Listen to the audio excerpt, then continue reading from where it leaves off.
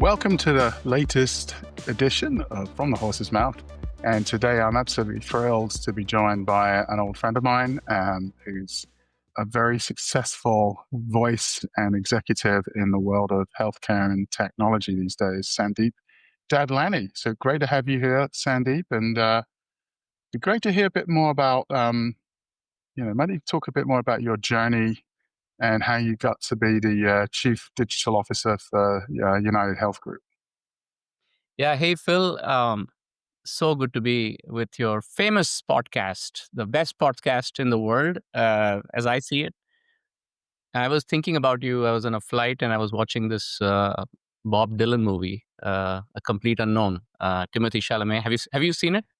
I just saw it the other day. It's fantastic. And that song there, the times they are a changing. That's his sort of signature song. And I thought, Yeah. Phil, you should make that your signature song because you're always saying the times they are a changing, as you always say. So yeah, I think there's a little Bob Dylan in you. I think, yeah. Yeah. Well, the last keynote I gave, I called it "The Lines They Are a Blurring." So. Hey, you might have you do have a little Bob Dylan in you. No, listen, I have my journey is simple. I grew up in India, worked in investment banking, then worked in tech with Infosys. And then, I really enjoyed this idea of trying to drive transformation and speed in large organizations. So I joined Mars as chief digital officer and spent a little over 5 years there and really enjoyed that journey of driving transformation in a $50 billion plus company. And then United Health Group came along, really has this incredible vision, helping people live healthier lives and helping make the system work better for everyone. When I looked at the mission, the people, and just the impact at scale one could have leveraging technology, digital AI, I was like, this is the opportunity of a lifetime. So I took this role just under 3 years ago, and I'm going to tell you the people, the purpose, the pace are all intoxicating every minute. So I'm having a ball. We've had some really good conversations about AI and healthcare and all that sort of thing. But can you tell us a little bit about how real this is in terms of, it's great to talk about it, but now we're actually really getting down and dirty with the technology. Where do you feel things are heading, and what's your vision for the next sort of 2 or 3 years? Yeah, no. Listen, I think it's been almost fortuitous where as I joined United Health Group, this whole Chat GPT moment was happening. And I remember in December 2022, I was in the Caribbean on vacation and I saw a TikTok of this doctor who claimed to have submitted a large amount of documentation and research using ChatGPT. And this doctor had to do it. Usually it took him hours to do it. Now he'd done it in seconds and minutes. And he was boasting about it on TikTok. And then 2 days later, the same doctor showed up and said, look, I'm sorry, but ChatGPT had made up half the references and they never really existed. So I apologize for it. Of course, the first TikTok got millions of views. The second TikTok got like no views and so on. So it was a teaching moment in January of 2023 where the entire leadership of United Health Group huddled to understand this phenomenon. And, full credit to the leadership. This is a place where, most of the places technology is struggling to get a seat at the table. This is a place where technology is the table. And I'm going to tell you, every business leader was curious. And so I had to read up myself because I didn't know too much about it as well, and had to educate them saying, this is how, ChatGPT works. This is how large language model, transformer models work. You fast forward about almost 2.5 years, we are at this incredible moment in time where I feel that, of course, we are living with the most exciting technology of our time, of our lifetime. But most importantly, healthcare is the most exciting use case for this technology. I'd argue if I was in, I don't know, some other consumer goods company or some other sort of photo app sharing company, it wouldn't have been as mission oriented as it is here.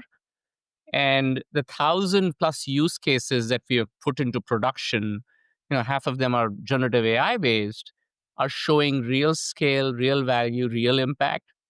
And now the world that we're getting into, the agentic world, in particular, I feel even more excited about the next revolution that's coming. So if I look at healthcare, the impact Right. in these last 2.5 years has largely been, administrative, operational, taking away the burden from physicians, really driving far more automation and back office processes, taking costs out of the system. That journey continues, arguably at 100x in this agentic world.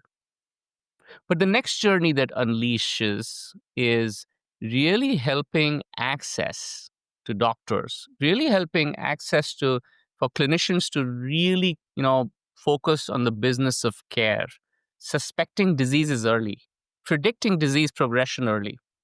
I mean, the ultimate goal of all this should be we can predict disease and prevent disease. That's just, you know, since centuries, a dream of mankind.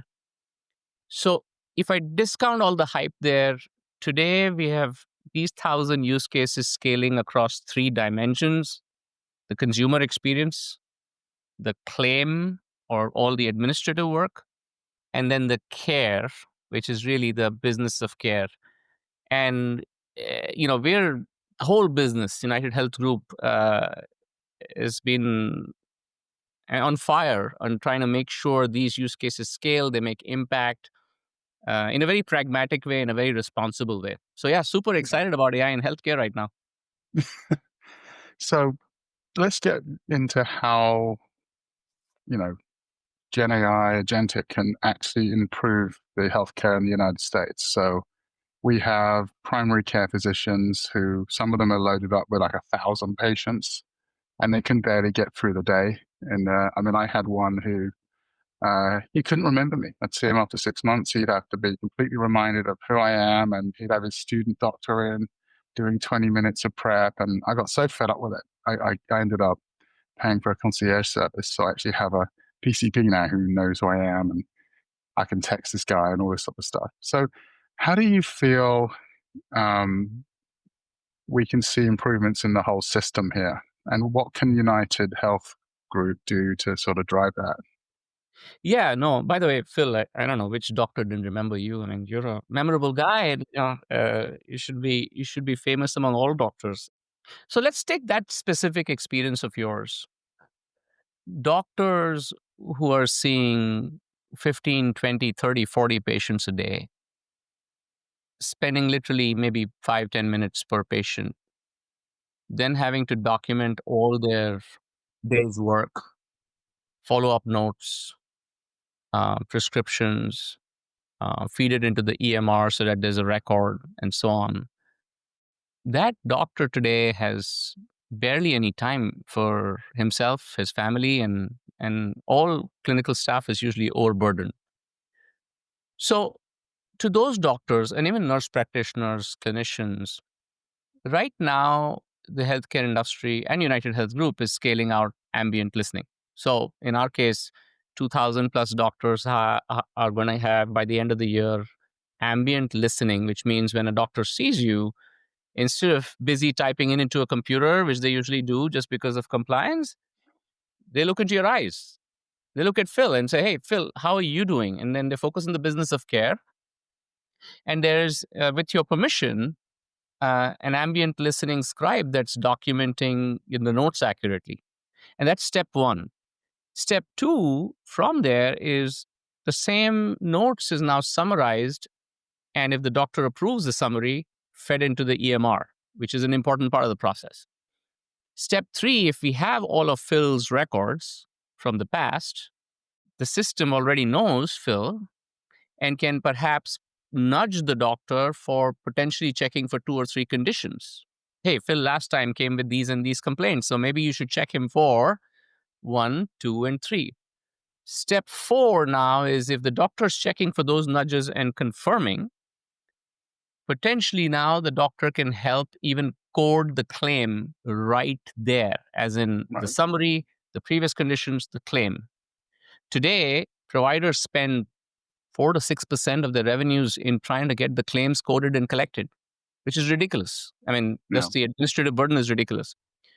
So the early feedback from our right now, we have about 1,300 doctors already using Ambient scribes. By the end of the year, it'll be over 2,000. The early feedback is they have their pajama time back, they have their family time back, and so on. But wait, there's more. Now we're working with a few pieces of technologies where you could have a scenario where places which don't have primary care access at all could potentially check into primary care using an AI scribe. So if I'm a patient and I'm in, like, I don't know, interior parts of some state where I don't have primary care easy access, an AI doctor can help take my information, including pictures and so on, and provide an initial diagnosis to the primary care physician who can review it, approve it. So there's a human in the loop and can then diagnose me as well. Yeah. So you're not just talking telemedicine, you're not taking it to a different level where the AI is capturing information. You see where all this is going. This is going to a place where we have primary care access for all. Doctors, nurses, and clinicians focus on the care part of healthcare. The care part of healthcare. That's what they're supposed to do. That's what they dreamt of doing. They grew up saying, I will care for people like Phil personally. And they don't have to deal with administrivia. Everybody can schedule appointments easily and so on and so forth. So that particular example you gave is a good example of the care part. You have 3: consumer, claim, care. That whole care part, we just went through it beautifully in terms of what could happen. And we are well on our way. We are, a player that can make a massive impact on the system. We now partner with ambient scribing companies to take the same capabilities to other healthcare companies. So it's one thing saying, oh, UnitedHealth Group, what are you doing? Yes. But remember, we have the privilege of helping others as well. It doesn't work if I just rocket up my AI and nobody else gets it. No, Yeah. everybody else can help, get their capabilities up, and we're here to help actually. So how do you balance, this innovation, like with this whole regulation of healthcare and the current environment we're in? Yeah, great question, Phil. And look, I mean, you talk to so many corporate executives, and everyone's playing a little bit of a balancing act. I'd say in healthcare, it's a higher responsibility. It's very regulated. You're right, it is regulated, and the regulation is there for a reason.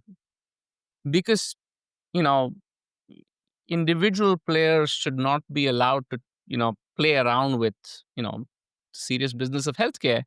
The regulation over the years has in some ways helped.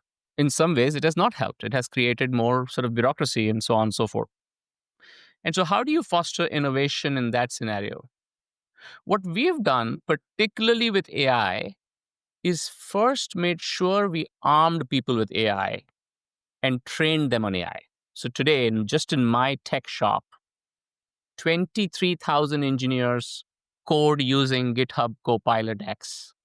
And until date, we've accepted almost 100 million lines of code. I say, Satya and Microsoft might be proud of that number because there are not too many large organizations, like large non-big tech organizations who do so much of vibe coding.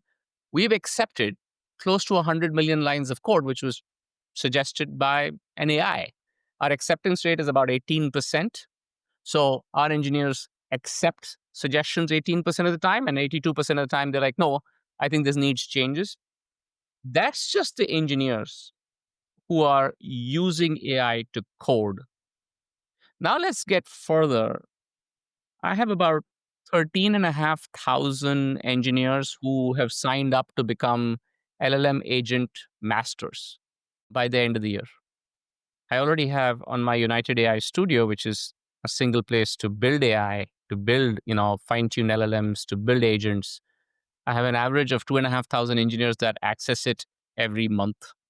So we've armed everybody with AI tools. Then we start bubbling up use cases. So there's a groundswell of use cases that, filter up every month.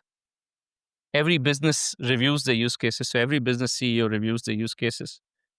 Top down, all business CEOs are in AI immersion sessions every month. Demos are the possible sessions. So this is coming from the leadership top down. And we prioritize the use cases based on which are the top 20 that are adding value, that are making patient impact, physician impact, that are scaling, that are profitable, and so on and so forth. And the signature event that brings all this together is something called Tech Tank. And I showed it in your last shindig in New York City, where it's almost like Shark Tank, except it's live webcast to all the employees, and the top 6 use cases present. And there's a little bit of play and fun, and there's prizes, but it's signaling to an organization that this is central to our future. This is not the other thing we do. Or let's do the other AI thing that can be taken to the board for a shiny demo. This is a formal board agenda. This is a monthly agenda for all CEOs and our group CEO.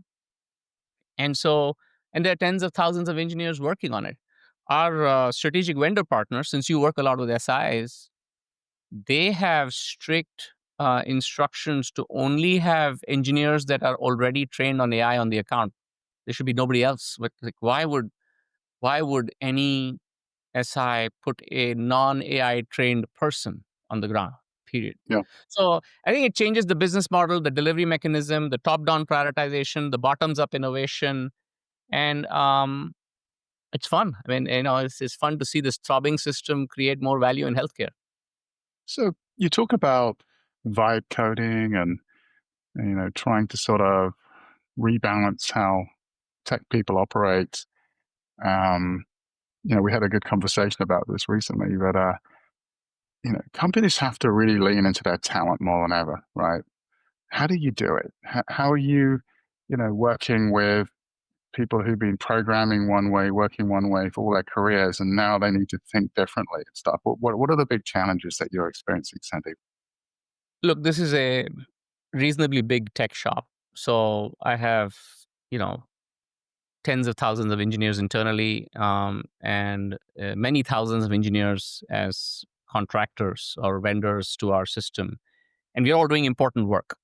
Each one is building a system that is going to impact thousands and millions of lives. So this is not for the faint-hearted. This is not some, random back office system that nobody will see.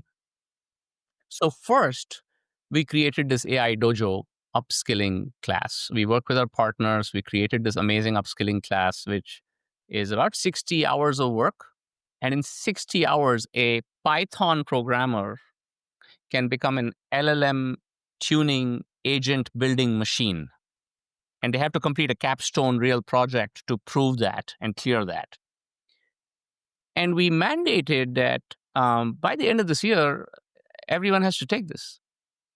Period. I mean, that's the mandate. Everyone has to take it. If, we want to be thriving in this healthcare tech ecosystem. So that's point number one. Point number two is we've had several examples of success.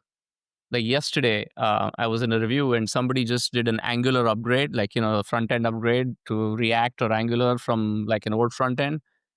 And normally we say, oh yeah, it usually is 20% more productive to use AI. This guy took a 6-week project and finished it in minutes. In minutes, because you can ask a LLM to now do it for you and then check the code and then check the output. And the unit testing was using an LLM. And the use cases where the test cases were using an LLM. And he did it in minutes. Well, every week we see examples like that and celebrate the badoozles out of them. Like we really celebrate them. It's on the intranet. It's in the town hall. We make heroes out of these wonderful, wonderful employees who decided to be bolder. And so it's a culture of celebration of the best, the mandate on training, the upskilling, hiring from the outside into tech is only AI. If you don't have actual AI projects or actual AI skills on your resume, you can't get in. In fact, it's funny. You were. I saw your LinkedIn post about freshers, Yeah. and there's. I don't know how you feel about it, but there's different philosophies. Or in this world, some people say, oh, freshers will be not be useful, and some people say freshers will be useful. So, actually, I'd love your thoughts again on that. What do you think now? Will freshers be useful or not? Yes. I think that we're getting so deep in using AI to do our jobs for us that we run the risk of losing our identities if we're not careful.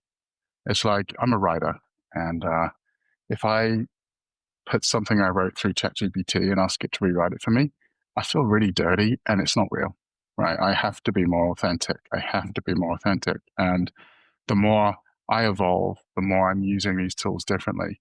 And I think when we're talking about bringing the bright kids out of college, I think you've got an opportunity to mold young minds the way you want to mold them, train them, develop them, have them operate, without all the baggage from the past. You almost want people without baggage. And, we talk about our lovely services industry. These are companies with hundreds of thousands of people. And you want to be different and distinctive, then become like a university yourself, become a place where people get excited to come to work. You build a culture. You've got to have people want to work with you as a business. And I really believe if you just have a very Neolithic view of AI and just think about how can we just, get rid of people, how do we just save money and stuff like that, you're going to lose your identity very quickly as a business. And I worry when I see, in our industry, for example, clients go, oh, we want 20% cost reduction because you use AI now. Great. So how are you going to do that? Are we just going to fire people? Or are you actually going to really figure out how can we do things more intelligently, faster, slicker, better, and have a culture of success so we can focus on doing higher value things for our clients? So that means our people need to think differently.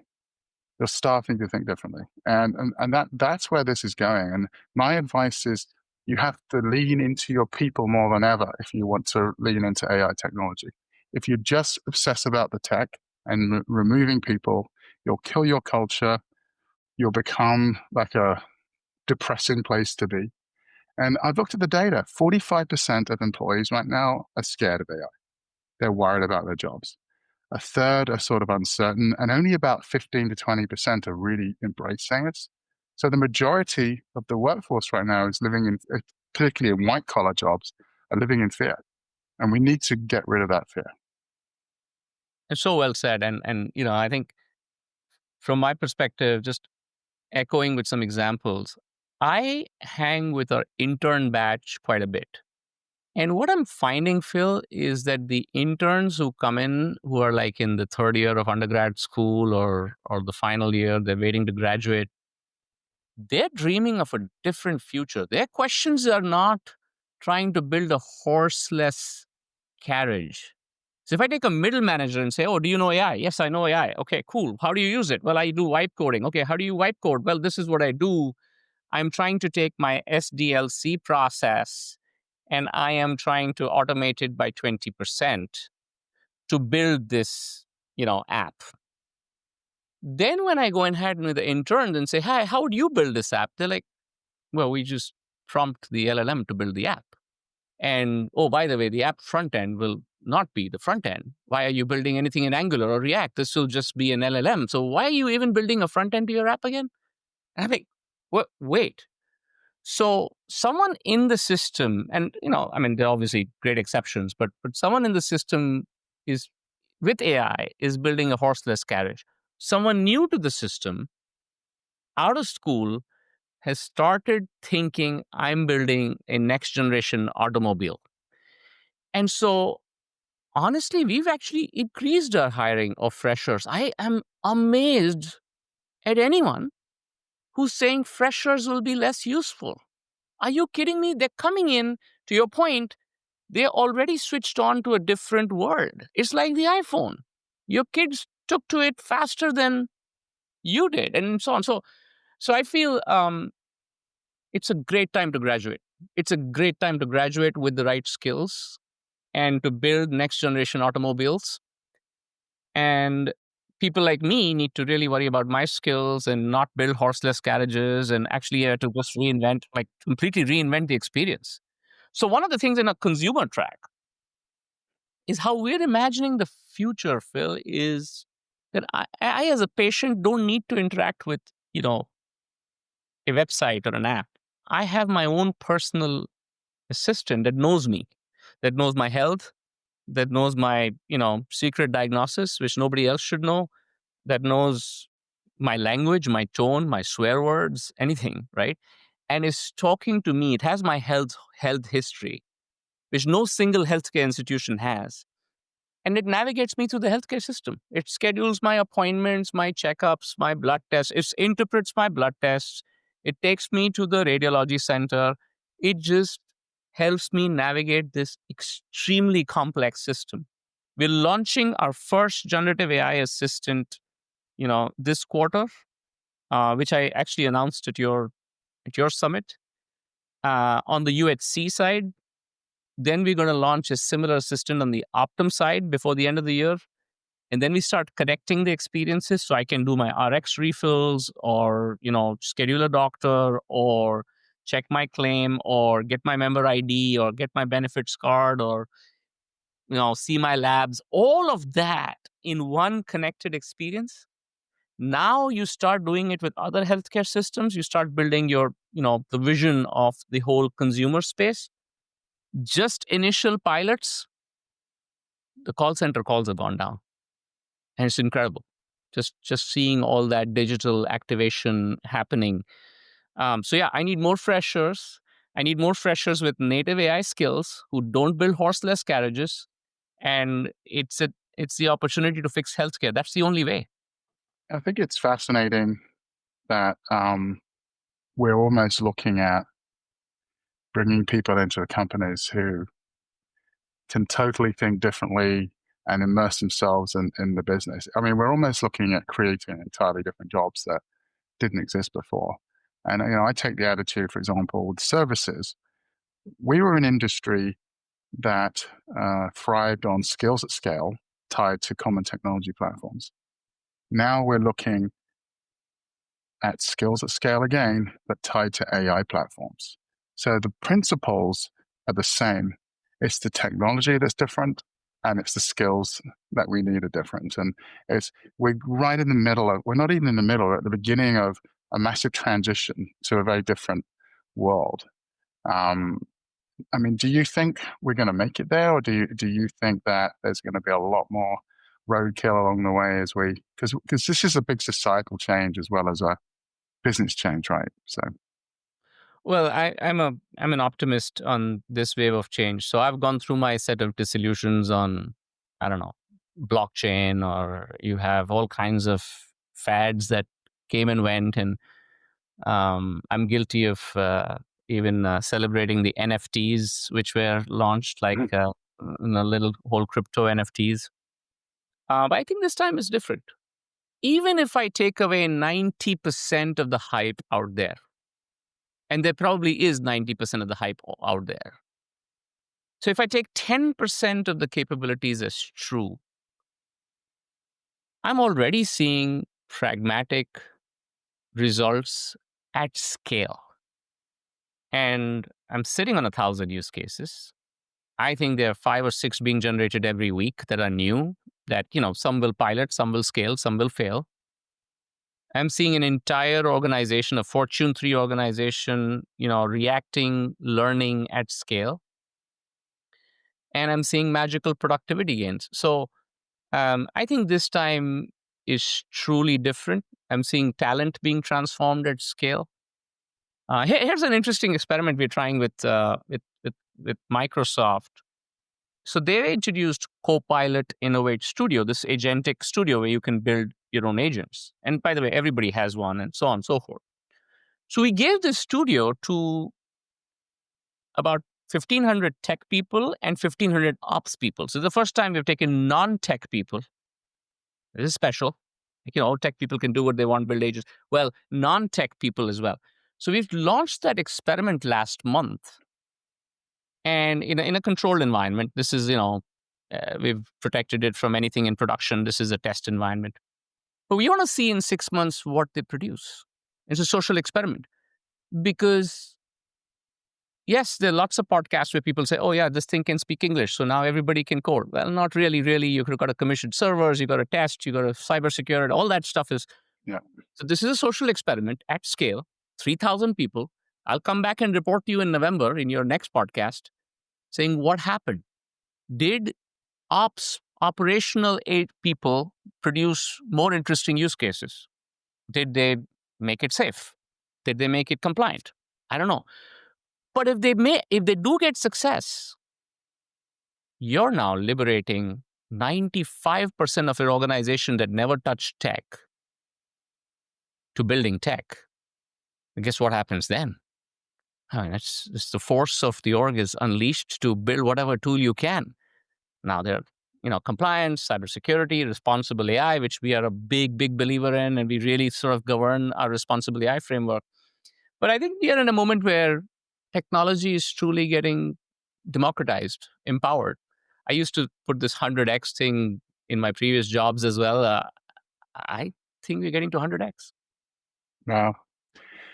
Absolutely right. And as you look at your sort of talent acquisition strategy now, I mean, what are you looking for in terms of is it particular qualifications? Is it a different type of personality trait? I mean, what is it that you're now prioritizing, Sandeep? One of my, first companies taught me this idea of learnability, that if you can learn anything, you can do everything. And so the first thing, at least I look for, whether it's a fresh graduate or it's a middle manager or it's a senior leader, is how much have you learned last year? Of course, you learned something 20 years back, but what skills? And that has to apply to me as well. Have I learned something new last year? So learnability is huge. Look, real projects involve real people, challenges, failure. I like people who have real stories to tell, who've grappled with change, who've had hand-to-hand combat on trying to convert somebody else into new technologies. If people walk in and say, hey, oh my God, I had these 3 fantastic projects and they went through smoothly and I saved hundreds of millions of dollars or I generated $1 billion of revenues. That doesn't sound right. That's not real. Real stories are scars. I like people with scars, people who have worked with other real people. So in this age of AI in particular, we can easily get seduced by the technology. It does not change a few important things. Are you zero distance to the problem? Something I learned in a previous company as well. Are you, coding and solving these problems in a conference room in Minnesota, or are you in the clinics, in the waiting room, watching how nurses and patients struggle? Are you in the call center taking calls? That's one of the first things I did. So about 1 day a month, we do this. We're either in a call center taking calls or in clinics, and we just get real about problems.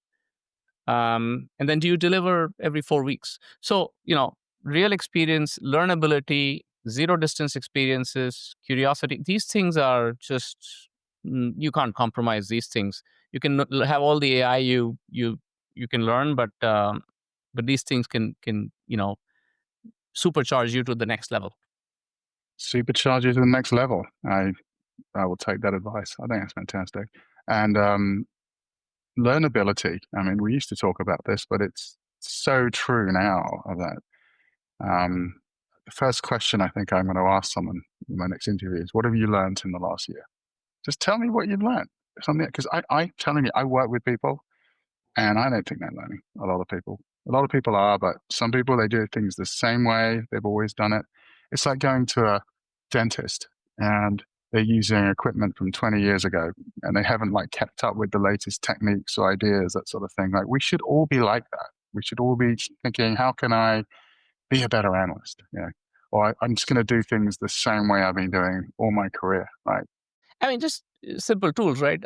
Deep research through any of these tools, ChatGPT or Grok or Gemini or others. I don't know. I don't think people realize how much work it can save them, including consulting work. Like the people who are still commissioning consultants to do some research on some project. I was in a meeting where we were discussing media allotment to different channels for certain outcomes. And I just asked Deep Research that question, and it gave me the precise research on if you want these outcomes, then here should be the channel allotment for your media. Think about that. Like, and we're a healthcare company. We don't do much media. Like, there's entire media companies running on this. So that's a skill, and you learn it. And those who learn it, I like pop songs and metaphors. So the song that plays every time somebody shows off their new superpower is Imagine Dragons' Thunder. So I was the lightning before the thunder. You know that song? You like that song? Yeah, it's all right. You get a new superpower, Phil. Promise me, you'll start singing in your head, I'm the lightning before the thunder. Because I think this is that kind of moment. This is that kind of moment. We are beginning to show off new skills in the moment, in day-to-day life, in our enterprise work. We are the lightning before the thunder. Do you know what? I think I'm going to go listen to it now. we should probably play this tune to fade out our podcast today, because this has been a fantastic conversation, Sandeep, and I can't wait to catch up with you again in a few short months to see how the concierge service that you're building, the Agentic concierge. What's the official name for your Ask AI solution? Ask AI. Ask AI. Yeah. Okay. Yeah. Ask AI. Employees have it. I already chat with it. And the app already gets like it got 111 million logins in this Q2 in the second quarter. Imagine with this feature on for a healthcare app, how it's number one, number two healthcare app in the world. It's just like how much logins, how much engagement it will get. So we're super, super excited of creating that whole navigation system. Ask AI. You heard it here first. Thank you, Sandy. Till the next time. Thank you, Phil. Remember, you're the lightning before the thunder. Thanks for tuning in to From the Horse's Mouth, intrepid conversations with Phil Fersht. Remember to follow Phil on LinkedIn and subscribe and like on YouTube, Apple Podcasts, Spotify, or your favourite platform for no-nonsense takes on the intricate dance between technology, business, and ideological systems. Got something to add to the discussion? Let's have it. Drop us a line at fromthehorsesmouth@hfsresearch.com or connect with Phil on LinkedIn.